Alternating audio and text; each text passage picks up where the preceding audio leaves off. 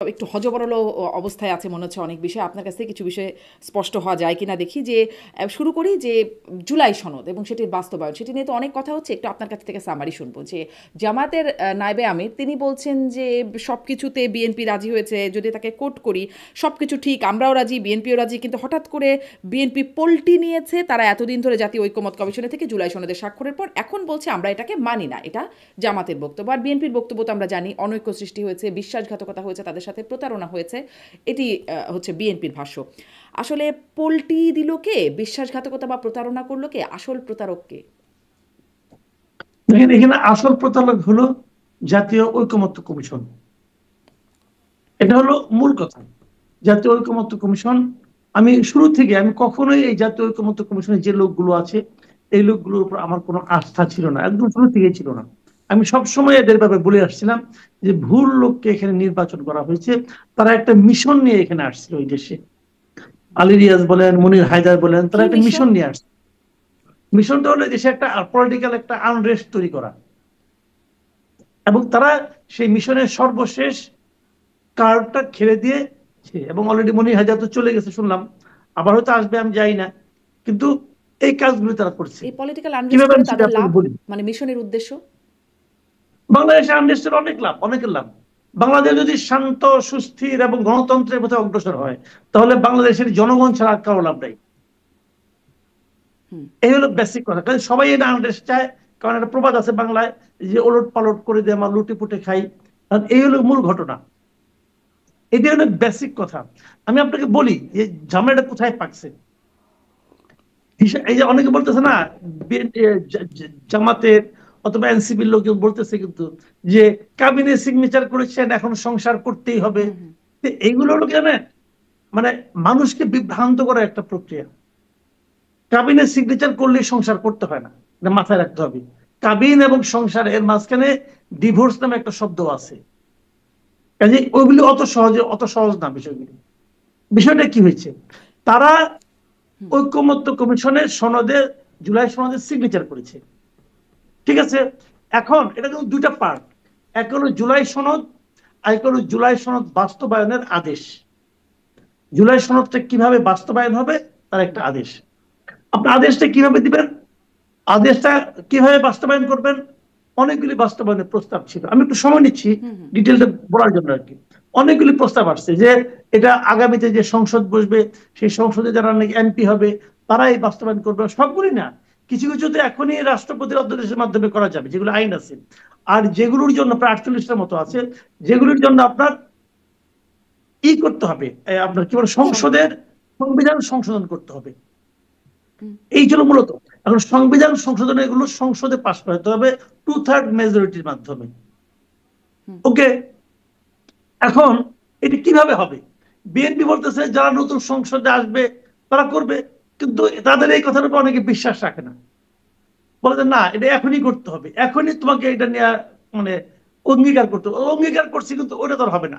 তখন তারা বললো যে আমরা একটা আদেশ তৈরি করব, যেটা প্রধান উপদেষ্টা দেবে, এবং সেটার মাধ্যমে আমরা বলবো যে এটা বাস্তবায়ন করতে হবে এবং বাস্তবায়নের পদক্ষেপগুলি কি হবে।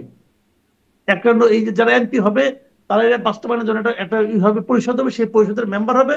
তারা এটাকে সবগুলি এই জুলাই সনদে যা যা আছে সবগুলি তারা বাস্তবায়ন করবে। এবং যদি তারা 270 দিনের মধ্যে বাস্তবায়ন করতে না পারে, তাহলে অটোমেটিক বাস্তবায়িত হয়েছে বলে গণ্য হবে। মানে বিষয়টা কি, বিষয়টা হলো সারা দেশে যে 300 লোক নির্বাচিত হয়ে আসবে তাদের উপর কারো কোনো আস্থা নাই। হুম। তারা কি করবে না করবে এটা কোনো ব্যাপার না, ব্যাপার হলো আমি বলেছি, আমরা বলেছি। আমরা কারা, আমরা কারা? এই দেশের মানুষের কোনো মতামত নাই। হুম। বললো আমরা 30টা দল করেছি, এই 30টা দলকে দেশের সমস্ত মানুষকে এখন রিপ্রেজেন্ট এই করে। দেশের মানুষের মতামত নেওয়ার জন্য তো আবার গণভোটের কথা বলা হচ্ছে।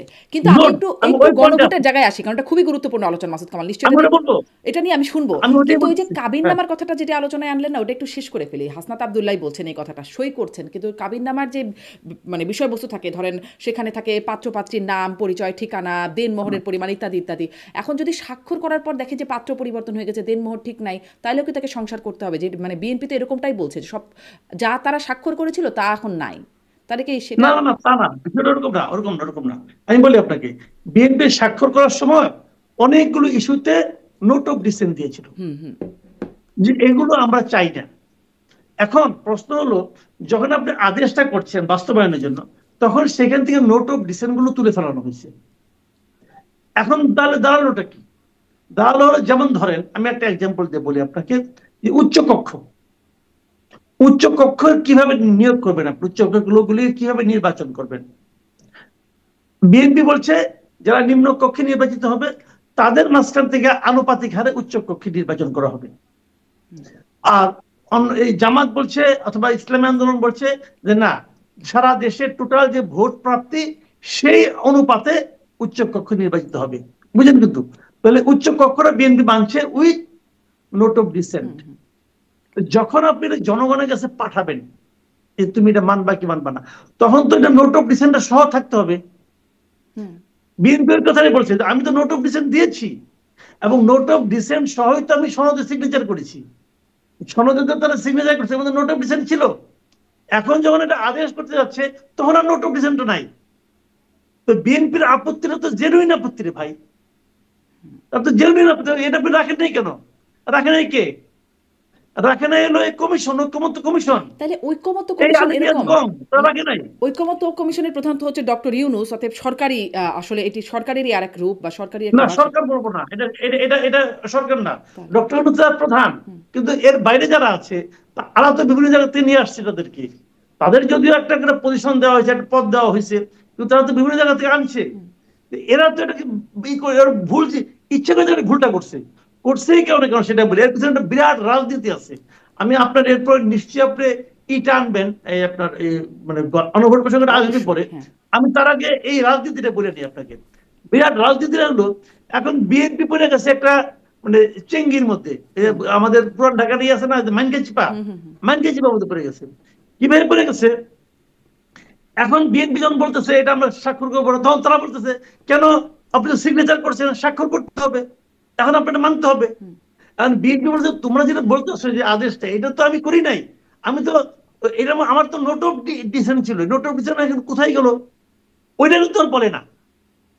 বিএনপি যে কেন আপত্তি করতেছে এটা কিন্তু কেউ বলে না। তারা বলতেছে তুমি ওটা করো নাই কেন? তাহলে তুমি চাও না, তাহলে তুমি চাও না। এখন এটা হলো একটা উদ্ভট একটা ব্যাপার। এখানে আমাদের এখানে এই ধরনের অনেক রকম কথাবার্তা কিন্তু চলবে। কারণ বিএনপি যে চায়, বুঝছো, যে তুমি চাও তাহলে মানো। ভাই আমি তো নোট অফ ডিসেন্ট বলেছিলাম। এই হলো ক্যারিকেচারটা।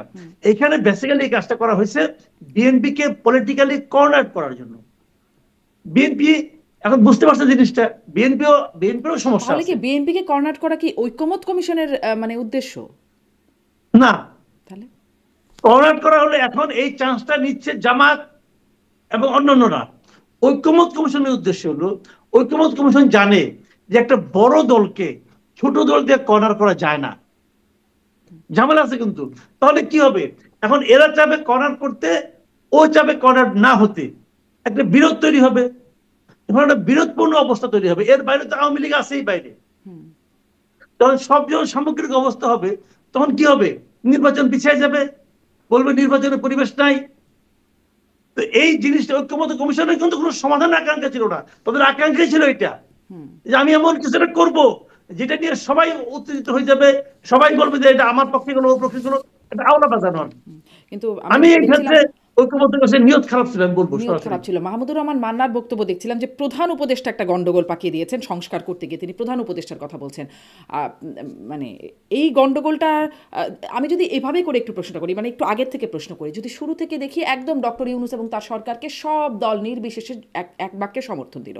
তারপরে দেখলাম কিছুদিন পরে বিএনপি বলে আমাকে গুরুত্ব দিচ্ছে না, আমরা চাইলেও সাক্ষাৎ করতে পারছি না, এরকম একটা অবস্থানে গেল এবং খুব জামাত এর দিকে ঝুঁকে আছে সরকার, এরকম একটা অভিযোগ জামাত এনসিপির দিকে আছে, এরকম একটা বিষয় হলো। তখন একটু এরকমও দেখছিলাম বিএনপি আন্দোলনে যাওয়ার একটা হুমকি বার্তা দিচ্ছিল, 3 উপদেষ্টার পদত্যাগের কথা বললো। তারপর হঠাৎ করে লন্ডন বৈঠক হলো, উল্টে গেল পরিস্থিতি। তখন আবার জামাত বলতে থাকলো, এনসিপি বলতে থাকলো যে বিএনপির দিকে ঝুঁকে পড়েছে, আর বিএনপি তখন একরকম সব কিছুতেই মানি, আস্থায় পরিচয়। এমনকি প্রধান উপদেষ্টার মধ্যে শহীদ প্রেসিডেন্ট জিয়াউর রহমানকেও দেখতে পেলেন তারা। এই একটা অবস্থা চলে গেল। এখন আবার ঐক্যমত কমিশনের এটা শেষে আবার দেখা যাচ্ছে উল্টে গেল পরিস্থিতি। মানে এরকম কদিন পর পর গণেশ উল্টাচ্ছে কেন? না, এটা কিন্তু সম্পূর্ণ পলিটিক্যাল ব্যাপার না। এই পুরো জিনিসটা হলো ডক্টর ইউনূসের সমস্যা। ডক্টর ইউনূস মোটেই পলিটিক্যাল লোক না, এবং পলিটিক্যাল পার্টিগুলোকে কিভাবে হ্যান্ডেল করতে হবে উনি সেটা জানেন না। উনার সেই যোগ্যতা আল্লাহ দেয় নাই, অথচ উনি এমন একটা পোস্টে আসছেন যে পোস্টের দায়িত্ব হলো, মূল কাজ হলো পলিটিক্যাল পার্টিগুলোকে হ্যান্ডেল করা। যে কারণে উনি সিরিয়াস টাইপের লোক না রে ভাই। রাষ্ট্র চালনার জন্য, রাষ্ট্র পরিচালনার জন্য যতটুকু ঠান্ডা মাথা দরকার, যতটুকু সিরিয়াসনেস দরকার, ওনার সেটা নাই, একদমই নাই। এবং সবচেয়ে বড় কথা হলো কি, ওনার সেই ইচ্ছাও নাই। উনি ওনার মতো চলেন, এই বলতেছেন এটা, ওই বলতেছেন এটা, কখন কি বলেন আমি ওনার কথা কোনো আগা মাথা পাই না। উনি বলেন এবং উনি উনার মানে উনি উনার মতো চলেন, উনি যেটা ভালো মনে করেন সেটা চলেন। এটা ওনার সারা জীবনের অভ্যাস। গ্রামীণ ব্যাংকে উনি তাই করছেন। ওনার অনেক কাজ নিয়ে যুক্তি নিয়ে, ওনার কাজের যৌক্তিকতা নিয়ে প্রশ্ন উঠছে, উনি তাও করছেন। মানে উনি যে, আমি একটা এক্সাম্পল দিয়ে বলি, উনি যে গ্রামীণ ব্যাংকের এমডি থাকার জন্য যে আচরণটা করছেন, যে সমস্ত কর্মকাণ্ড করছেন, কোন সেন্সিবল লোক এটাকে সাপোর্ট করবে? অন্যান্য মামলাগুলিতে তাকে শেখ হাসিনা হয়তো হয়রানি করছে মানলাম, কিন্তু গ্রামীণ ব্যাংকের এমডি উনি কি থাকতে পারেন ৭১ বছর বয়সে? ওনারই দেওয়া গঠনতন্ত্র, ওনারই দেওয়া থাকতে পারেন। কখন পারেন? যদি উনি মনে করেন আমি গ্রামীণ ব্যাংকের মালিক। তাহলে উনি তো গ্রামীণ ব্যাংকের মালিক না, উনি এমডি ছিলেন, বেতনভুক্ত এমডি। তিনি তো পদ ছাড়তে চান নাই। এই কোর্টে গেছেন, ওই হায়ার কোর্টে গেছেন, সুপ্রিম কোর্টে গেছেন, শেষ পর্যন্ত উনি ব্যর্থ হয়েছেন। তাহলে গ্রামীণ ব্যাংকের কিন্তু এমডি কেউ মানবে থাকতেই না, যদি এত কিছু করতে পারেন, তাহলে এখন তো জাতিসংঘ মহাসচিব হওয়ার শর্ট লিস্টের মধ্যে দেখা যাচ্ছে তার নামও আছে। তাহলে সেটার জন্য আবার কি তিনি বিশেষ কিছু করবেন, নাকি ওইটা সেক্ষেত্রে বিশেষ হইলে পরে গুরুত্ব ভালো। পাবেন? ওটা যদি হয় তাহলে আমরা বরং, উনি যার সঙ্গে যাবেন আমরা বরং বেঁচে যাবো। যে ঠিক আছে ভাই, গেছে। কারণ উনি তো জগদ্দল পাথরের মতো আছেন। কারণ ওনার দেখেন, ওনার একদিকে ইমেজ আছে, কিন্তু ওনার সেই ইমেজের যে প্রয়োগটা আমাদের জন্য, আমরা কি ভেবেছিলাম, আমরা একটা আন্তর্জাতিক খ্যাতি সম্পন্ন লোক নিয়ে আসছি যে নাকি সারা দুনিয়াতে 3-0 বাস্তবায়ন করতে চায়। উনি আসলে পরে দুনিয়ার সমস্ত ডলার টলার সব আমাদের এখানে এসে পড়বে, একদম ইয়ের মতো, শিলা বৃষ্টির মতো ডলার পড়তে থাকবে। উনি আসলে পরে এখানে, উনি বলতেন না পৃথিবীর কাছে আমরা যাবো, কোনো পৃথিবী আমাদের কাছে আসবে। আসছে পৃথিবী? পৃথিবী আসছে? পৃথিবী আসে নাই। উনি যান পৃথিবীতে, পৃথিবীর সঙ্গে দেখা করে না। ইংল্যান্ডে তো গেছিলেন, ইংল্যান্ডের প্রাইম মিনিস্টারের সঙ্গে দেখা করছে? দেখা তো করে নাই। ইংল্যান্ড, ইতালি, কাতার।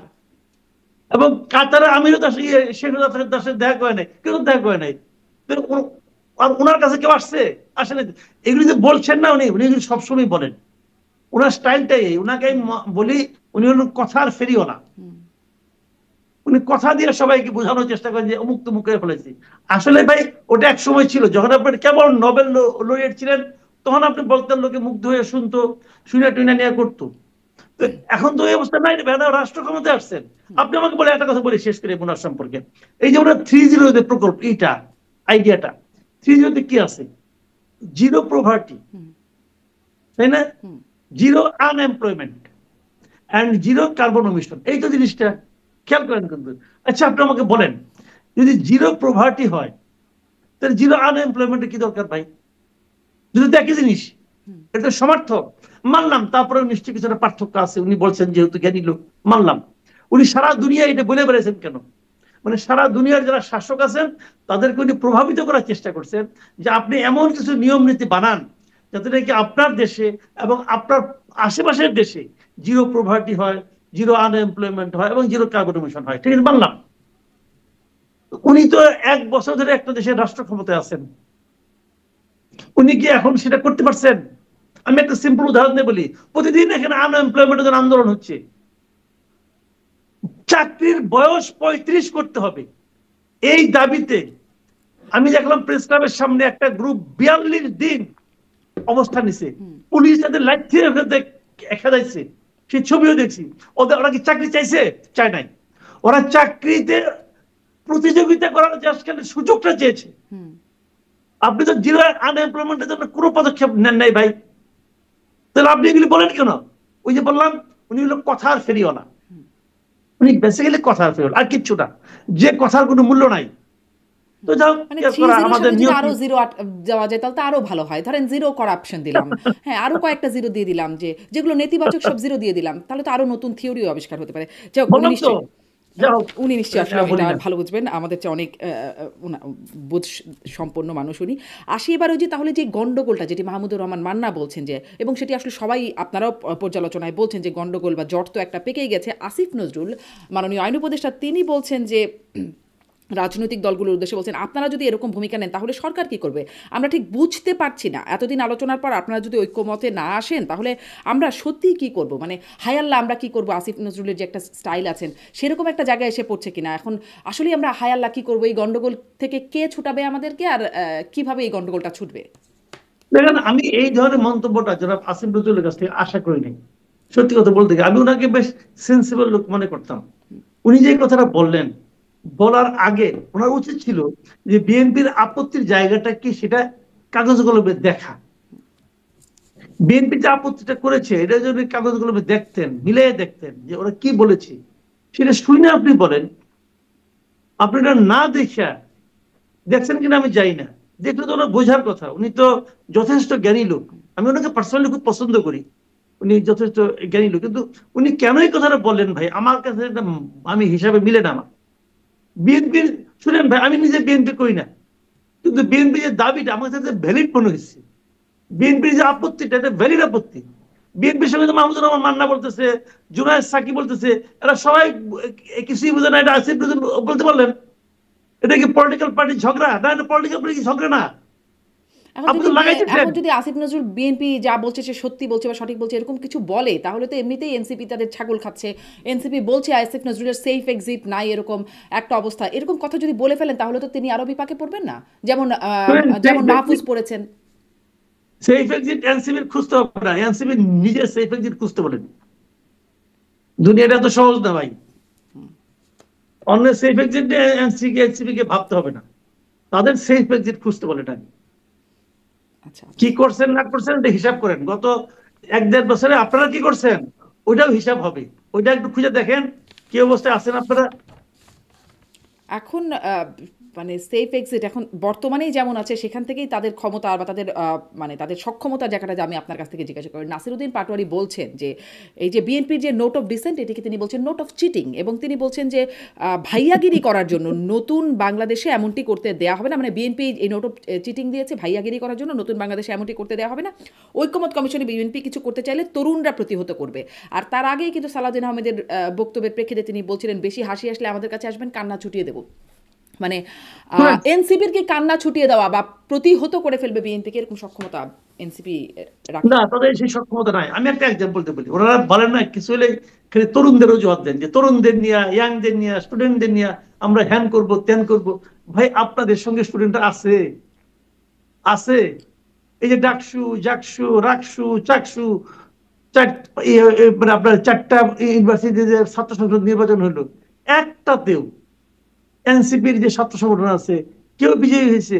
বাদ দেন বিজয়ী হওয়া, একটাতেও তারা প্রতিদ্বন্দ্বিতা করতে পারছে, সেকেন্ড পজিশনে আসতে পারছে কোন একটা ইউনিভার্সিটিতে, কোন একটা পোস্টে? পারছে ভাই? এদেশের তরুণ সমাজ আপনাদেরকে প্রত্যাখ্যান করেছে। এই তথ্যটা যত দ্রুত আপনারা আপনাদের মগজের মধ্যে নিতে পারবেন, কিন্তু তত মনে করেন যাদেরকে আপনারা গ্রহণ এই করেছে পথে আসবেন। তারা যদি তাদের সাথে থাকে, আমি বলছি শিবির জামাতের কথা বলছি, যে তারাও তো একই রকম দাবি কথা বলছে, তারা যদি সাথে থাকে তাহলে কি প্রতিহত করতে পারবে বা ওই যে কান্না ছুটানোর মতো সক্ষমতা তারা রাখবে? তারা, হ্যাঁ, তারা যদি সঙ্গে থাকে তাহলে তারা আওয়াজ তুলতে পারবে। এর চেয়ে বেশি কিছু না রে ভাই। শুনেন, বিষয়টা হলো কি, এনসিপির যতগুলি সফল প্রোগ্রাম আছে বাংলাদেশে, যতগুলো, তার সঙ্গে সবসময় সে দুইটা শক্তি পাশে পাইছে। একটা হলো জামাত শিবির, একটা হলো সরকার। এর মধ্যে যদি সরকার তার সঙ্গে না থাকে তাহলে ভাই এরা নো হয়।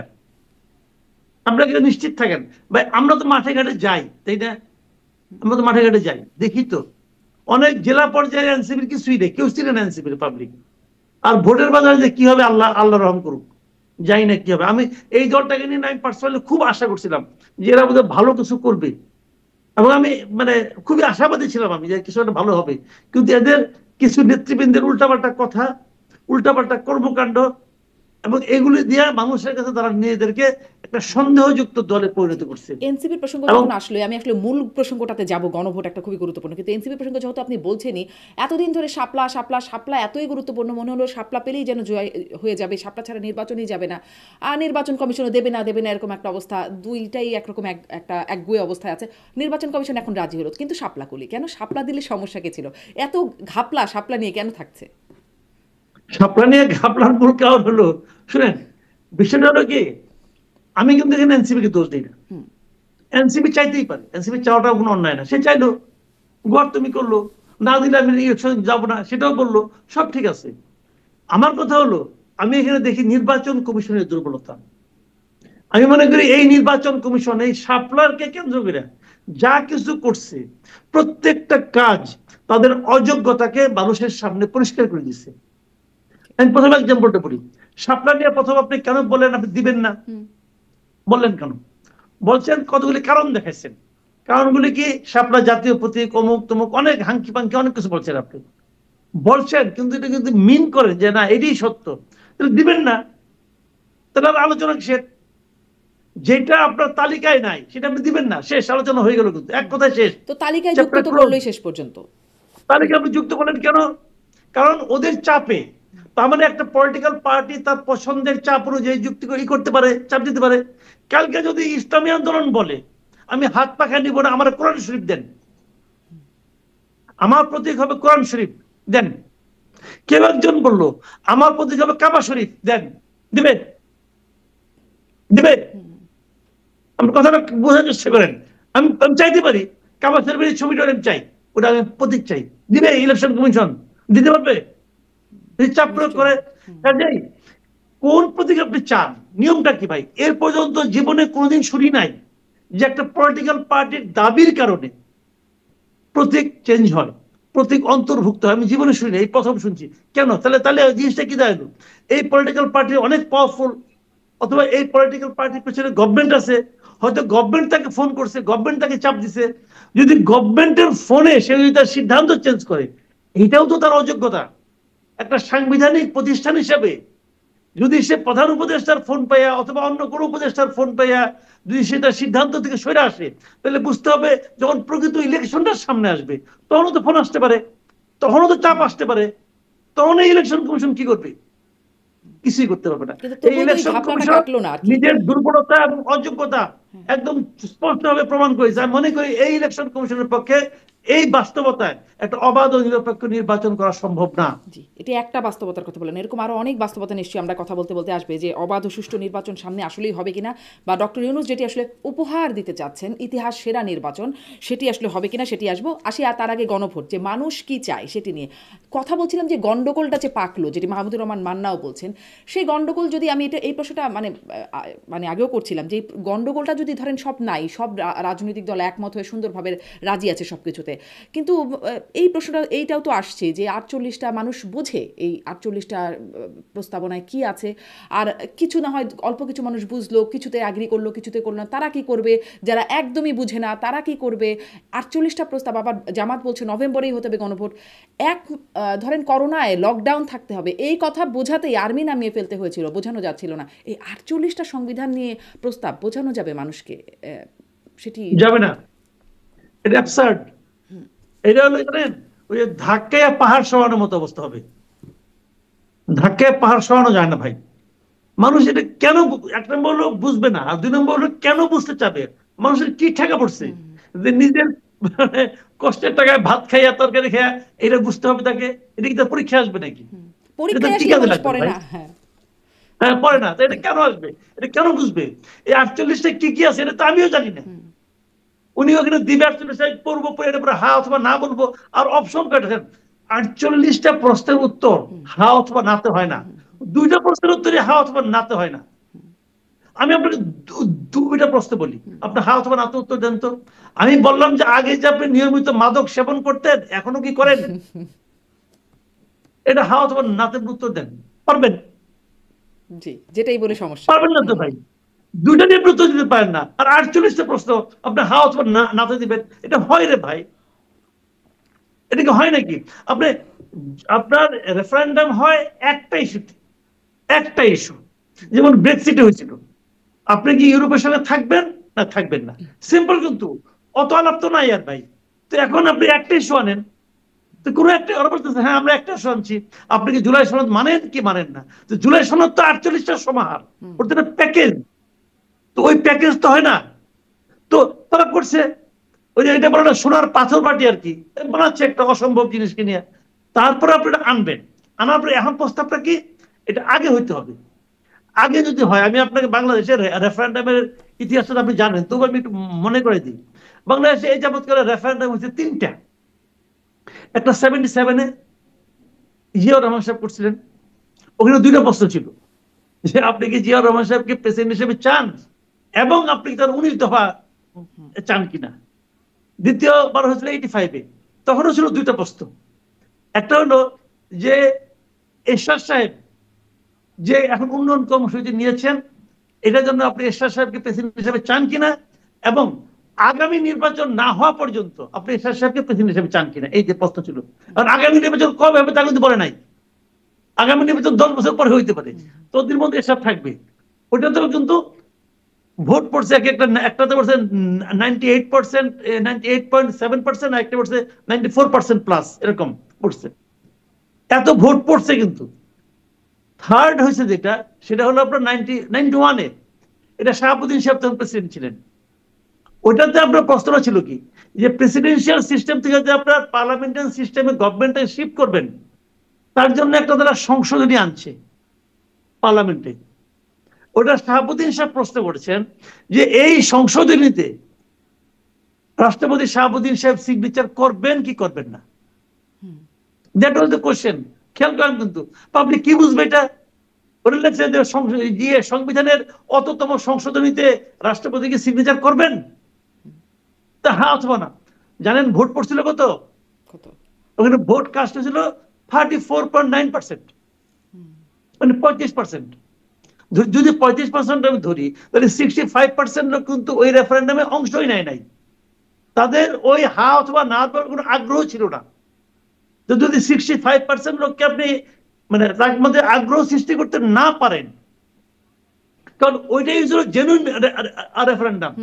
আগের দিনে তো এরশাদ এবং জিয়া সাহেব নিজের মতো করে বানাই নিচ্ছে, ভোট বেশি দেখাই দাও, কিন্তু এটা তো সভাপতি সব দেখায় নাই। তো জেনুইন ভোট বলতে এটাই হয়েছিল, 35% ভোট কাস্ট হয়েছে। আর এইবার যদি হয়, কেন হয় না শুনেন, কেন হয় না ভোট? হয় না এই কারণে, আপনি হয় না হলো বাংলাদেশের ভোটিং প্যাটার্নটা কি। আমাদের ভোটিং প্যাটার্ন হলো যারা প্রার্থী থাকে তারা কিন্তু ভোটারদেরকে নিয়ে আসে, কেন্দ্রে আসতে বাধ্য করে, কেন্দ্রে আসতে উৎসাহ দেয়। যখন রেফারেন্ডামটা হয় তখন কে পক্ষে কে বিপক্ষে, কেউ তো অত পরিশ্রম করে আনবে না। হ্যাঁ একদমই। যারা যেমন পার্টিদের হচ্ছে ইশতেহার থাকে, ইশতেহার দেখে তো আসলে মানুষ সবাই খুব গুটি কয়েক হয়তো ভোট দেয়, মানুষ তো আসলে প্রার্থী দেখে ভোট দেয়। হ্যাঁ হ্যাঁ। তো এখানে প্রার্থীরা নিয়ে আসে। এখানে কি হয়েছে এবার, এবার যখন আপনি এই রেফারেন্ডামটা করবেন, তখন যদি ভোট যদি 30% পড়ে, তাহলে কিন্তু এক ধরনের নৈতিক পরাজয় আপনার এমনি হয়ে গেল, যে 70% লোক এই রেফারেন্ডামের ব্যাপারে কোনো আগ্রহই নাই। আর তারপর এটা জামাত কেন বুঝে না আমার কাছে ক্লিয়ার না, বুঝছেন? বুঝে না মানে কি, যদি আপনি নভেম্বরে রেফারেন্ডাম করতে চান, তাহলে বিএনপি কি এতে রাজি হবে? হবে না তো। হার্ড লাইনে আছে। তারপর যদি বিএনপি রাজি হয়, আমি তো মনে করি বিএনপি রাজি হওয়া উচিত। যদি বিএনপি রাজি হয়ে যায়, তাহলে বিএনপি যে এটা চাপে পড়ে যে রাজি হলো, বিএনপি লোকজনকে হা ভোট দিবে। যদি না ভোট দেয়, বিএনপি তো যদি আওয়ামী লীগ না ভোটের না ক্যাম্পেইন ভোট দেয়, করছে। বিএনপি মানে সামাজিক যোগাযোগ মাধ্যমে না ক্যাম্পেইন করছে। আর আওয়ামী লীগ তো কোনোভাবেই এই জুলাই সনদের পক্ষে থাকবার কথা না, এটা একদম মানে জলবদ্ধ। যদি আপনার না ভোট হয়, যদি না জয়যুক্ত হয়, দেখেন এই যে জাতীয় ঐক্যমত্য কমিশনের 84টা পয়েন্ট অমুক পয়েন্ট তমুক পয়েন্ট করছে, এখানে কিন্তু কিছু কিছু ভালো জিনিসও আছে। নিশ্চয়ই সবই যে খারাপ তা কিন্তু অনেক ভালো জিনিস আছে। কারণ যেগুলি ভালো আছে যদি না হয়ে যায়, তো সবই যে বাতিল হয়ে গেল। তাহলে এতদিন ধরে যে দেখছেন এত টাকা খরচ করলেন, প্রতিটা মিটিং এ যে 5 স্টার হোটেল থেকে নাস্তা পানি এনে খাওয়াইতেন, বা এই টাকাটা কার? আমার আপনার টাকা, তো পাবলিকের টাকা, পাবলিক মানি। আপনি যে পাবলিক মানি অপচয় করছেন, এর জন্য কে জবাবদিহি করবে? নেটটা দল কি? নেটটা দল একটা ঘোড়ার ডিম। তো এই তো হচ্ছে। জি, এবং সেই ঘোড়ার ডিম আবার সামনে নির্বাচনের উপরও প্রভাব ফেলার একটা মানে একটা চোখ রাঙাচ্ছে সেই ঘোড়ার ডিমও। মানে বিএনপি যে সেই কবে থেকে নির্বাচনের জন্য মানে পিঠে ছালা বেঁধে থাকে, যাই বলুক সে মেনে নেয়, এরকম একটা অবস্থা। এখন সেই নির্বাচনটা তারা মানে হবে তো মনে হয় যে এই ঘোড়ার ডিম যখন সামনে যন্ত্রণা দিচ্ছে। আমি এখনো বিশ্বাস করি ফেব্রুয়ারিতে নির্বাচন হবে। আমি মনে করি এই যে জামাত এখন যেগুলি বলতেছে বিএনপির বিরুদ্ধে, এটা হলো জামাত জাস্ট মাঠ গরম করতেছে, এবং জামাত তার মানে পাবলিকের কাছে সে যাওয়ার চেষ্টা করতেছে এবং বিএনপি কে ডিফেন্ড করার চেষ্টা করতেছে। কিন্তু নির্বাচন ফেব্রুয়ারিতে হবে, এবং সেই নির্বাচনে যাওয়ার জন্য বিএনপি জামায়াত সবাই উন্মুখ হয়ে আছে, তারা নির্বাচনে যাবে। আপনি গ্রামাঞ্চলে যাই দেখেন, এখন জামাত কিন্তু মানে পুরো দমে তাদের নির্বাচনী প্রচারণা চলছে। তারা ফজরের নামাজ পড়েই কিন্তু নির্বাচনী প্রচারণা শুরু করে দেয়, এবং নির্বাচনী প্রচারণা সারা দেশে চলছে, এবং নির্বাচন ফেব্রুয়ারিতে হবে। এর আগে যা কিছু দেখতেছেন এই সবই হলো যার যার মাঠ গরম করা। এবং এই যে মাঠ গরম করার পাশাপাশি এটা কোন পর্যায়ে যাবে জানি, এটাকে আবার ইস্যু করে কেউ অন্য কেউ চলে আসে কিনা তা আমি বলতে পারবো না। এই যে ইস্যুটা তৈরি করার জন্য, ইস্যুটা কিন্তু বানিয়ে দিয়ে গেছে আবার ঐক্যমত্য কমিশন। ইস্যু করে অন্য কেউ চলে আসে কাজে মানে? অন্য কে? এটার মানে যা বলছি ওইটুকুই ওইটুকুই বুঝে নেন। হ্যাঁ, মানে অন্য কে চলে আসতে পারে সেটি আর বলবেন না। ওই সবাই বুঝতে পারছে, আপনিও বুঝতে পারছেন, হয়তো কি আমার যে বেশি কথা বলে আর লাভ কি ভাই? কি ভাসুরের নাম যে মুখে নেওয়া যাবে না?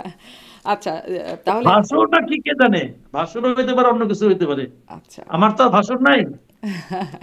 আসি একটু যে যখন দেশে এরকম একদল আরেক দলকে প্রতারক, বিশ্বাসঘাতক বা পল্টিবাজ এরকম আখ্যায়িত করছে, আবার এই আলোচনা হচ্ছে, আমি আলোচনায় আনতে চাচ্ছি সাবেক প্রধানমন্ত্রীর সাক্ষাৎকারের বিষয়টি। তার সাক্ষাৎকার নেওয়া যাবে কি যাবে না, নেওয়া কতটা অপরাধ হয়ে যাবে, কোটি টাকা দিলেও কেউ নেবেন না, আবার কেউ নিতে চান, এই একটা আলোচনা চলছে। তখন দেখা যাচ্ছে যে একসাথে কতগুলো বিদেশি গণমাধ্যমে, 3টি বিদেশি গণমাধ্যমে, আন্তর্জাতিক গণমাধ্যমে তার সাক্ষাৎকার প্রকাশ হলো, এবং দেখা যাচ্ছে যে আরও কিছু নাকি পেন্ডিং আছে, আরও নাকি আসবে, সেটি জানা যাচ্ছে। আসলে কি বার্তা দিলেন তার কিছু বিষয়ও আমি ভেতর থেকে আনবো, কিন্তু এই সময়ে এসে এরকম সাক্ষাৎকার কি বার্তা পাওয়া গেল? শুনেন, আমি এখন দুটো জিনিস বলি। একটা জিনিস হলো, আমি নিজে একজন সাংবাদিক, আমি ইউনিভার্সিটির সাংবাদিকতা বিভাগে পড়াশোনা করেছি। সাংবাদিকের এথিক্স কিছু কিছু জানি, এতদিনে কিছু ভুলছে কিনা জানি না, বাংলাদেশের যে পরিবেশ হয়তো কিছু ভুলতেও পারি, তো কিছু কিছু জানি। সাংবাদিকরা কি করে, কার ইন্টারভিউ নেয়? আমার কেউ ইন্টারভিউ নিবে? আমি তো পাবলিক রে ভাই, আমার ইন্টারভিউ কেউ নিবে? নেবে নিবে নেবে, এটা আমরা তার বুঝছি। যার ইন্টারভিউ নিলে লোকে দেখতে চাইবে, এবং লোকে এই মুহূর্তে কার কথা শুনতে চায় তারটাই নিবে।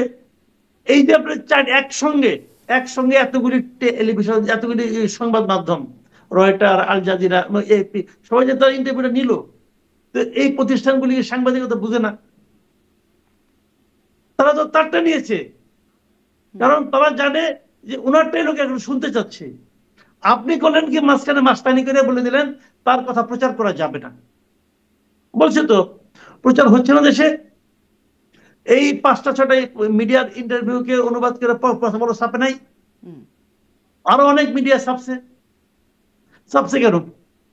তার মানে তারা কেন ছাপলো এটা বুঝান আপনি আমাদের। তারা ছাপছিল এই কারণে যে তারা মনে করে তারা, তাদের যারা রিডার আছে তারা এই ইন্টারভিউটা পড়বে। তাহলে কাজে তাদের, এখন আপনি এটাকে বন্ধ করছিলেন কেন? আপনি কেন বলছিলেন যে তার কথাগুলি প্রচার করা যাবে না? যদি আপনি প্রচার যারা করলো তাদেরকে আপনি জিজ্ঞাসা করছেন যে তোমরা কেন প্রচার করলা? জিজ্ঞাসা করে নাই তো। তাহলে কি হলো?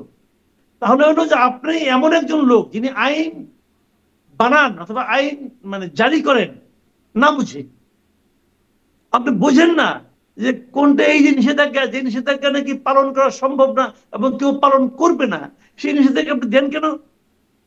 আপনি দিচ্ছেন। এই সরকার এইগুলি সরকার এই সমস্ত বালখিল্যতা আছে আমি বলে মনে করি।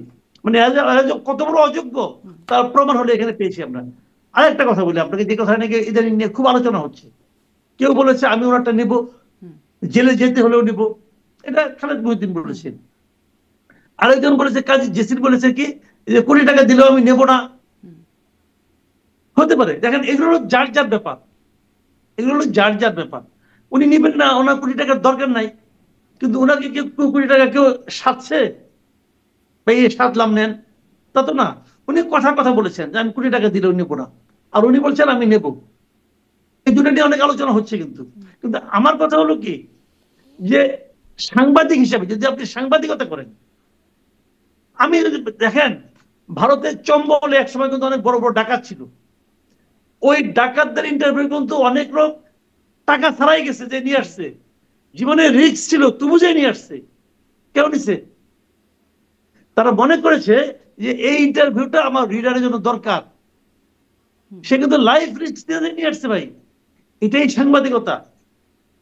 খালেদ মহিউদ্দিন যে কথাটা বলেছেন এটাই সাংবাদিকতা। আর কাজী জেসির যেটা বলছেন ওটাকে আমি অন্তত সাপোর্ট করি না। ওদের মানে সাংবাদিক কি দেখেন, সাংবাদিক দেখেন আমি কোন কাজটা আমার রিডারকে স্যাটিসফাই করবে, সে সেটাই করবে, এখানে কোনো অন্যান্য তো। এখন কথা হলো কি যে আপনি যদি মনে করেন যে ইন্টারভিউ মানে হলো তোলমর্দন করা, তাহলে এক কথা। এই যে শেখ হাসিনা যখন প্রধানমন্ত্রী হিসেবে ছিলেন, তখন উনি যাদেরকে ইন্টারভিউ নামে লোকজন তার সামনে যে দাঁড়াইতো, দাঁড়ায় তেলের ড্রাম নিয়ে যাইতো, যে যা করতো, ওটা তো ইন্টারভিউ না, ওটা ইন্টারভিউ না। ইন্টারভিউ হলো তাকে যখন বিদেশের মাটিতে বিবিসি প্রশ্ন করতো, ওটা হলো ইন্টারভিউ। তো ওই ইন্টারভিউ নিলে পরে ওর পাবলিক খুশি হবে, পাবলিক জানতে চাইবে যে এই প্রশ্নটা সে করতে পারছে, সে এটা করছে, এটা ভালো ইন্টারভিউ। এবং আমি তো মনে করি খালেদ মহিউদ্দিন ইন্টারভিউ নিলে এটা একটা ভালো ইন্টারভিউ হবে। জি, নিশ্চয়ই, নিশ্চয়ই। আমি তার এবার ইন্টারভিউয়ের ভেতরে একটু জায়গায় যাই। বলছেন যে তিনি নেতৃত্ব পরিবর্তনের একটা আভাস আছে, যে তিনি দেশে ফিরবেন, আওয়ামী লীগ দেশে ফিরবে, সেটি সরকারে হোক আর বিরোধী দলে হোক, এবং নেতৃত্বে যে তাকে বা তার পরিবারকে থাকতে হবে এমনটা না, তিনি এমনটা বলছেন। এই বার্তাকে কিভাবে নিচ্ছেন? উনি কি বলছেন না বলছেন সেটা তো আমাদের এখানে বিভিন্ন মিডিয়াগুলি বলছে, এবং ওনার কথাকে আমি আসলে অতটা মানে করি না, মানে আপনি গুরুত্ব দেই না, আমি দেই না। কারণ দেখেন, আপনি যদি বিদেশে থাকেন, ধরেন আপনার, আমি ব্রেক্সিটের কথা আবার বলি। ব্রেক্সিট যখন হয় তখন ডেভিড ক্যামেরন ছিল প্রাইম মিনিস্টার। ব্রেক্সিটে ভোটে মানে আমরা নাটা বিজয়ী হয়ে গেল, মানে আপনার তারা ইউরোপের সঙ্গে থাকবে না। ডেভিড ক্যামেরন থাকার পক্ষে ছিলেন। ডেভিড ক্যামেরন এটা নীতিগত অবস্থান ছিল। সেই নীতিগত অবস্থান দেখেন যে ওনার যে নীতিগত অবস্থানটা জনগণ সেটাকে চাচ্ছে না। তাও তো মাত্র 1% ভোটের ডিফারেন্স কিন্তু ছিল, 49 আর 51 ছিল, এই ছিল ডিফারেন্সটা। তো উনি কি করলেন, উনি কিন্তু প্রাইম মিনিস্টার পোস্ট থেকে পদত্যাগ করলেন। তার দল থাকলো, তার দল থেকে আরেকজন হলো, উনি হলেন না কিন্তু, লক্ষ্য করেন উনি কিন্তু রিজাইন করে চলে গেলেন। এইটা হলো কি, এটা হলো মানুষের মতামতকে অনার করা এবং দলকে নতুন নেতৃত্বের হাতে ছেড়ে দেওয়া, এটাই ডেমোক্রেসি। আমি ছাড়া দল অচল, এটা ডেমোক্রেসি না। কারণ উনি আসবেন না, ওনার, আরে ওনাকে দল নেবে কিনা এটা হলো প্রশ্ন। উনি যদি বলতেন যে যে ঘটনা ঘটছে তারপরে আমার দল যদি আমাকে নেয় তখন আমি ভেবে দেখবো, তা তো না। উনি আমি থাকবো না, আমার অমুক থাকবে না, আমার দলের ফ্যামিলি, তার মানে কি ওনার মন মানসিকতা এখনো কিন্তু একনায়কতান্ত্রিক রয়ে গেছে। এই মন মানসিকতাকে আমি অনার করি না, এটা ঠিক না। তিনি তো দেশের বলছেন যে আওয়ামী লীগ তার পরিবারকেই থাকতে হবে এমনটি না, মানে তার বক্তব্য হচ্ছে যে তার পরিবার থাকার কথা কি বলছে?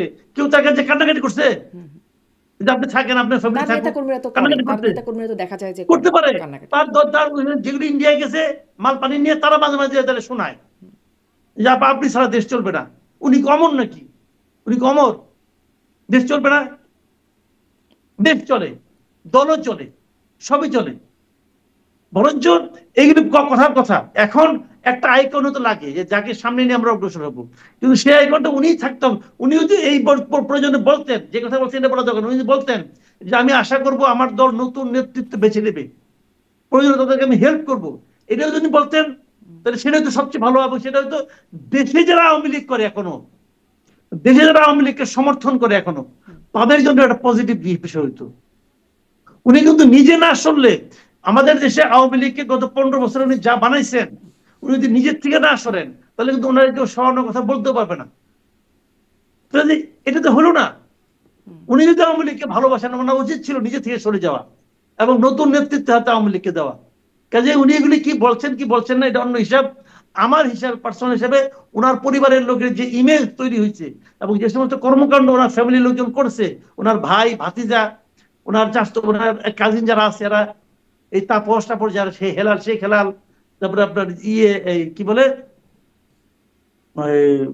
যারা ছিল আর কি, তার ভাইয়ের ছেলে তাপস, তারপরে আপনার পরশ, হ্যাঁ, শেখ সেলিম, এরা যা করছে, এরাই দেশে আইসা নিয়ে আবার আবার সেই রাজত্ব করব, এত সহজ না। বাংলাদেশের মানুষ অত বোকা না। আচ্ছা, কিন্তু আপনি বলছিলেন যে যে নিজে সরে যাওয়া এটি যেমন সংস্কৃতিটা আমাদের দেশে নাই, ব্রেক্সিটের উদাহরণ বারবার দিচ্ছিলেন, সেরকম নাই, এবং বাংলাদেশ আসলে ক্ষমা চাওয়ার সেই রকম একটা দৃষ্টান্তও নাই। এমনকি জামাতকেও আমরা বলতে শুনি, জামাতের আমির বলেন 47 থেকে 25 পর্যন্ত যদি কারো মনে কষ্ট দিয়ে থাকি, কোনো ভুল করে থাকি, সেজন্য তিনি নিঃশর্ত ক্ষমা চান। মানে অনেকগুলো যদি, অনেক ভেগ, অনেক ওয়াইড করে রেখে তিনি বলছেন।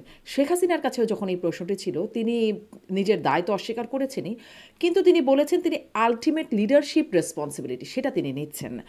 এবং তিনি কিছু ভুলের কথা বলছেন। তিনি বলছেন চেইন অফ কমান্ডে কিছু ভুল ছিল, এবং কদিন আগে এপিতে দেয়া তার পুত্র সজীব অজয় জয় তিনিও বলছেন যে ইনিশিয়াল কিছু মিস্টেক ছিল। মানে এই বিষয়গুলো একটা অবস্থান নেয়ার দিকে যাচ্ছে বলে মনে হয়, নাকি আসলে মানে ভুল হ্যাঁ, বিষয়টা? কিছুদিন কিন্তু আছে। জি। তারা তো শুরু থেকে এই ভুলগুলো স্বীকার করতো না, এখন করতেছে। মনে করি এটা ভালো, এই মানসিকতা ভালো, ভুল স্বীকারের মানসিকতাটা খুব ভালো। আমাদের দেশে এটা নাই, বাট থাকা উচিত। কিন্তু হয় কি, মানে ভুল স্বীকার করতে যায় না, নানা রকম ক্যারিকেচার করে সবাই। এইটা পেঁচা, ওটা পেঁচা, ওটা পেঁচা। ভাই, এই প্যাচ পুচ ভালো না, বুঝছেন? পেঁচাতে গেলে না ওই সুতার মধ্যে নিজেরও মানে পা হাত আটকে যায়। আমি একটা এক্সাম্পল দিয়ে বলি আপনাকে। ডাক্তার শফিকুর রহমান কি বলছে, 1947 সাল থেকে আজকে 22 অক্টোবর রাত্র 8টা 11 মিনিট পর্যন্ত যদি আমাদের আচরণে কেউ দুঃখ পেয়ে থাকেন তাহলে, আচ্ছা এর মধ্যে তো 2024 ছিল, 2024 তো শেখ হাসিনা তার আচরণে দুঃখ পেয়েছে, তাহলে কি সে শেখ হাসিনার কাছে ক্ষমা চাইছে নাকি? চাইছে? তো এইগুলি ভাই বুঝলাম না, এগুলো জানেন কি, একটা জিনিসকে ঢাকার জন্য অনেক নাটক করে। বা এত নাটক হতে কিছু নাই, আপনি স্ট্রেট হতে বলে দেন যে 71-এ আমার দল যে ভূমিকা নিয়েছে সেই ভূমিকার জন্য আমরা ক্ষমা প্রার্থী। সিম্পল। তারা আপনি বললে হবে না, আপনি কে, আপনি বললে হবে না, আপনার দল একটা রেজলিউশন নেই যে দল হিসাবে আমরা যা করেছি এটা ঠিক করিনি, এই জন্য জাতির কাছে আমরা ক্ষমা প্রার্থী। এটা বললে পর আপনাদের মান সম্মান যাবে না। আপনারা তো অনেক কিছুই করতেছেন, মানে ভোট পাওয়ার জন্য তো পাগল হয়ে গেছেন। পাগল হইতে হইতে বলে দিয়েছেন যে মেয়েদের জন্য আপনার কর্মঘন্টা 5 ঘন্টা করবেন, এটা তো বলছেন। আপনার কাছে কেউ চাইছে? বাংলাদেশে কোনো মেয়ে আপনার কাছে বলছে যে আমরা আমাদের কর্মঘন্টা কবে 5 ঘন্টা করেন? কেউ তো চায় নাই। তা আপনি এটা দেওয়ার জন্য এত পাগল হয়ে গেছেন কেন? তার মানে আপনি আপাতত 8-এর থেকে 5-এ আসছেন, পরে এক সময় ধীরে ধীরে 5-এর থেকে এটা শূন্যতে নিয়ে যাবেন। বলতে মেয়েদের কোনো কাজকর্ম করার দরকার নাই, ঘরে বই থাকো। ভাই এইগুলি মানুষ বুঝে। এই 5 এত ঘন্টাতেও রাজনীতি তো করা আসলে ঠিক না। এটা আমাদের নিজেদের মানে কর্ম অভিজ্ঞতা থেকে বলি, অনেকেই মাতৃত্বকালীন ছুটি দিতে হয় বলেই মেয়েদেরকে অনেকে চাকরিতে নিতে চায় না, যে অনেকে চাকরি বেসরকারি দেয় না অনেক তো, চাকরিতে। যখন জানবে একটা অনেকে মেয়েকে চাকরি দেয় 5 না। ঘন্টা কাজ করবে, তখন তাকে কেন নেবে একজন এমপ্লয়ার, যে আমি একটা পুরুষকে নেব, সে অন্তত 8 ঘন্টা কাজ করবে, বেশি সার্ভিস পাবো, তাই নয় কি? এবং তারপরে বুঝলেন ভাই, এগুলি মন মশলা তো অনেক খারাপ। সেটাই। মানে এটাও কি জানেন, তার হচ্ছে বড় কথা, কোন নারী কি আপনার কাছে বলেছে, কেউ কি দাবি করেছে আপনার কাছে যে আমাদের কর্মঘন্টা কমান, আমি পারি না 8 ঘন্টা বলতে? কে বলছে? কেউ তো বলে নাই। তো আপনি নিজের থেকে এগুলি বললে তার মানে কি, সে ভোটের জন্য পাগল হয়ে গেছে, ভাই আমাদের ভোট দাও, আমাদের ভোট দাও, এইগুলি বোগাস। জি, আপনি ওই যে নির্বাচন নিয়ে কয়েকটা জায়গায় প্রশ্নের আছে, গণভোট ইত্যাদি আরো অনেক কিছু বিষয়ে চোখ রাঙাচ্ছে, নির্বাচনের উপর একটা শঙ্কার কারণ তৈরি করছে কিনা সেই প্রশ্নটা করছিলাম। তার সাথে সাথে এটাও একটু যুক্ত করি যে শেখ হাসিনা বলেছেন তার ভোটারদেরকে বা সমর্থকদেরকে, আওয়ামী লীগের সমর্থকদেরকে ভোট বয়কট করতে। এখন আমি এই প্রশ্নটা করছিলাম একজন আওয়ামী লীগ নেতাকে, যে শুধু বয়কট নাকি বানচালও হবে আর কি। সেটি এখনো পর্যন্ত তাদের সিদ্ধান্তের মধ্যে নাই বলে তিনি জানাচ্ছিলেন। কি মনে হয় বয়কটের ইম্প্যাক্টটা কেমন হবে, প্রভাব কেমন হবে? না না, শেখ হাসিনা তো বানচালের কথা বলে নাই। না, বয়কটের কথা বলেছে। হ্যাঁ, আচ্ছা। তো এখানে আমি মনে করি এই সিদ্ধান্তটা কিন্তু অনেক বড় প্রভাব ফেলবে। বড় প্রভাব ফেলবে এই কারণে যে, ধরেন আওয়ামী লীগের তো কিছু ভোট আছে, এটা সবাই স্বীকার করে যে মিনিমাম আওয়ামী লীগের 20% ভোট তো আছে এই দেশে। মানে যদি আওয়ামী লীগের দুঃশাসনের কারণে যদি ভোট কিছু কমেও থাকে, সেটা 20% লোক কিন্তু আছে। একটা ছোট্ট একটা এখন প্রশ্ন ধরেন, যুক্ত করি, যে বলেন। মানে বিশেষ করে আওয়ামী লীগের লোকজনই বলছেন যে তাদের ভোট কমেছে এই মানে টানা ক্ষমতায় থাকার কারণে তাদের কিছু ভোট কমেছে, কিন্তু আবার এই সরকারের সময়ে যেই অবস্থা, যেই দুঃশাসন চলছে, তার কারণে নাকি তাদের আবার ভোট, তাদের জনসমর্থন বেড়েছে। তারা মনে করছে যে মানুষ ভাবছে যে ভুল হয়ে গেছে, আগেই বুঝি ভালো ছিলাম, এরকম তাদের যে বয়ানটা আপনিও শুনেছেন, যে এটির কি? এটা একদম, এটাকে আপনি একদম উড়াই দিতে পারবেন না। এই বয়ানটার পেছনে কিছু ভিত্তি আছে। যাক, আমি তবুও খুব কনজারভেটিভ একটা হিসাব দিচ্ছি। কনজারভেটিভ আমি বলতেছি যে 20% আছে আওয়ামী লীগের ভোট। ওকে, নর্মালি যখন ইলেকশন হয় কত পার্সেন্ট ভোট কাস্ট হয়? 70% ভোট কাস্ট হওয়া মানে অনেক ভোট কাস্ট হওয়া। ঠিক না? 70% ভোট কাস্ট আবার অনেক ভোট কাস্ট হয় কিন্তু। তো সে 70% তো হয় না, তবু ধরলাম 70%। সেখান থেকে আপনি 20% স্টেট হতে বাদ দেন, কত থাকে? 50%। আর যখন আওয়ামী লীগের ভোট না হবে, আওয়ামী লীগ যখন না থাকবে, ব্যালট পেপারে নৌকা মার্কা থাকলো না, তখন কি হবে? মানুষ জেনে যাবে যে কে পাস করতেছে। মানে নির্বাচনে কোনো প্রতিদ্বন্দ্বিতাই হবে না। যদি প্রতিদ্বন্দ্বিতা না থাকে, অনেক মানুষ কিন্তু ভোট দিতে এমনিও যাবে না, নিজের দলের লোকই যাবে না, আমার দল তো এমনি পাস করবে। প্রতিদ্বন্দ্বিতা না ভাই, যত খুশি আপনি বলেন, বাংলাদেশে ইলেকশনে প্রতিদ্বন্দ্বিতা হয় আওয়ামী লীগ আর বিএনপি, এটা আমরা অনেকদিন ধরে দেখে আসছি। জামাত এবার ভালো করবে, তার মানে তারা সব সারা দেশে প্রতিদ্বন্দ্বিতা চলে আসবে, এটা আমি মনে করি না। অনেক জায়গায় জামাতের অনেক কম ভোট থাকবে, জামাতে যে ভোট 10%, 15% এরকমই থাকবে। কাজে অত সহজ হবে না। যদি যদি আওয়ামী লীগের ভোট না যায়, আওয়ামী লীগের যদি ভোটার যদি ভোট দিতে না যায়, তাহলে তো জামাতের জন্য রীতিমতো একদম ভয়ঙ্কর অবস্থা হয়ে যাবে, তারা তো অনেক ভোট পাবে না। আওয়ামী লীগের ভোট কিন্তু জামাত পেত হিসাব অনুযায়ী। তাহলে এখন তাহলে জিনিসটা দাঁড়াইলো কি? ভোট আলটিমেটলি দেখা যাবে 50 থেকে আরো আপনি কমপক্ষে 15% বাদ দেন, যারা নাকি এমনি এমনি ভোট দিতে যাবে না। তো ওই 30, 35, 40% ভোট দিয়ে আপনাকে জাতীয় নির্বাচন করবেন ভাই, এটা সারা দুনিয়ার কাছে অনেকে সবাইকে ফুলের মালা নিয়ে ইউনুস সাহেব দিবে যে আপনার অসাধারণ ইতিহাসের শ্রেষ্ঠ নির্বাচন করছেন। এটা হবে না ভাইয়া, এত সহজ না দুনিয়াটা। অলরেডি কিন্তু বলা বলি শুরু হয়ে গেছে। কয়েকদিন আগে দেখলাম তো যে 6টা মানবাধিকার সংস্থা যাদের সঙ্গে ডক্টর ইউনুস ওই জাতিসংঘে যায়নি, ওখানে মিটিং করছিল, তারাই চিঠি লিখছে যে আওয়ামী লীগের উপর নিষেধাজ্ঞা রাখা ঠিক না, এটা প্রত্যাহার করে নেন। বলছে না? বলছে তো। কাজে ওরা কিন্তু ওই আপনার সঙ্গে মিষ্টি মিষ্টি আলাপ করবো, রিপোর্ট যখন দিবে তখন তার মতো করে দিবে। কিন্তু একটা বিষয় একটু আমি আর একটা, যদিও আমি এখানেই আলোচনাটা শেষ করতে চাচ্ছিলাম, এই জায়গাটা যখন জাতিসংঘের কথা বলেন মনে পড়লো, একটু জিজ্ঞাসা করি। আমি কদিন আগেই আমার এই প্ল্যাটফর্মে কথা বলছিলাম, আওয়ামী লীগের সাবেক এমপি ডাক্তার হাবিবে মিল্লাত, তিনি আওয়ামী লীগের সময় পররাষ্ট্র মন্ত্রণালয় বিষয়ে স্থায়ী কমিটির সদস্য ছিলেন। তিনি এখন নানান রকম জায়গায় মুভ করছেন, কনফারেন্স করছেন। তিনি বলছিলেন যে 1400 যে তালিকা দিয়েছে জাতিসংঘ, সেই তালিকাটা কোথায়? তিনি নাকি গিয়েছিলেন জাতিসংঘে, সাম রুডো কারোর সাথে তিনি কথা বলেছেন, যিনি আসলে যার তত্ত্বাবধানে এইটা হলো, এই রিপোর্টটা হলো, তিনি তার কাছে সেই তালিকাটা চেয়েছিলেন, কিন্তু সেই তালিকাটাই নাকি দিতে পারেন নাই। মানে আমরা কি কেউ সেই 1400 জনের তালিকাটা দেখতে পেরেছি? শুনেন, আমি একটা কথা বলি আপনাকে, এখানে এখানে এটা খুবই একটু দুঃখের কথা। এটা হলো তারা কিন্তু কখনো তালিকা একদম 1400 একদম অ্যাকুরেট তালিকা কিন্তু তারা দেয় নাই, এটা আমি পাইনি। তারা একটা ধারণা দিয়েছিল যে এতজন হতে পারে। আচ্ছা ঠিক আছে, তারা এই রিপোর্টটা করছে কয়দিনে বলেন? তারা কিন্তু এটা জানুয়ারিতে করেছে, রিপোর্টটা দিয়েছে। তারা কিন্তু খুব বেশি দিন যে সময় নিচ্ছে কিন্তু তা না, কিন্তু তারা ধরেন ম্যাক্সিমাম 1 মাস, 1 মাস তারা বিভিন্ন জনের সঙ্গে কথাবার্তা বলে করেছে। আচ্ছা তারা নয় পারে নাই ভাই, জাতিসংঘ বা তারা 1 মাসে কি আর করবে? এই দেশের সমস্ত প্রশাসন যন্ত্র হলো আমার সরকারের হাতে। সরকারকে এই 1.5 বছরের তালিকাটা করতে পারছে? পারছে? পারেনি। আমি আপনাকে আরেকটা কথা বলি, সবচেয়ে এই সংক্রান্ত সবচেয়ে ভালো তালিকা এবং অথেন্টিক তালিকা এই পর্যন্ত যতগুলি আমি দেখেছি, সেটা করেছিল জামাতে ইসলাম। জামাতে ইসলাম এই যারা নিহত হয়েছে তাদের তালিকা করছে এবং এটা এখনো চলমান আছে। এর মধ্যে তারা এটা নিয়ে 12টা বই বাই করছে এবং বেশ মোটা মোটা বই, এক একটা বইয়ের ওজন 2 কেজি করে হবে। সেই বইয়ে তারা প্রত্যেকটা নিহত ব্যক্তির ছবি, ফ্যামিলির ছবি, তার ন্যাশনাল আইডি কার্ডের ছবি, কোথায় মারা গেছে সেই ঘটনার বর্ণনা, হাসপাতালের সার্টিফিকেট, সমস্ত কিছু আপনি ওটা দেখলে বুঝবেন যে এই লোকটা আসলে কোথায় মানে অত্যন্ত গুরুত্বপূর্ণ একটা কাজ জামাত ইসলাম করছে। যে কাজটা জামাত ইসলামের মতো একটা পলিটিক্যাল পার্টি করতে পারলো, সেই কাজটা সরকার করতে পারে নাই। সেই কাজটা সবচেয়ে বড় বিরোধী দল নিজেদেরকে দাবি করে যে বিএনপি, তারাও করতে পারে নাই। যদি বিএনপি করতে পারতো তাহলে বিএনপি বড় দল, অনেক লোক আছে, তাদেরটা হয়তো আরো ভালো হতো। যদি গভর্নমেন্ট করতো, গভর্নমেন্টের অর্থ, প্রচুর অর্থ আছে, তাহলে গভর্নমেন্টটা আরো ভালো হতো। কিন্তু তারা কেউ করে নাই, জামাত করছে। এর কারণটা কি? এর কারণটা হলো তারা আসলে করতেই চায় না, তারা করতেই চায় না। জামাত করতে চায়, জামাত করেছে। আমি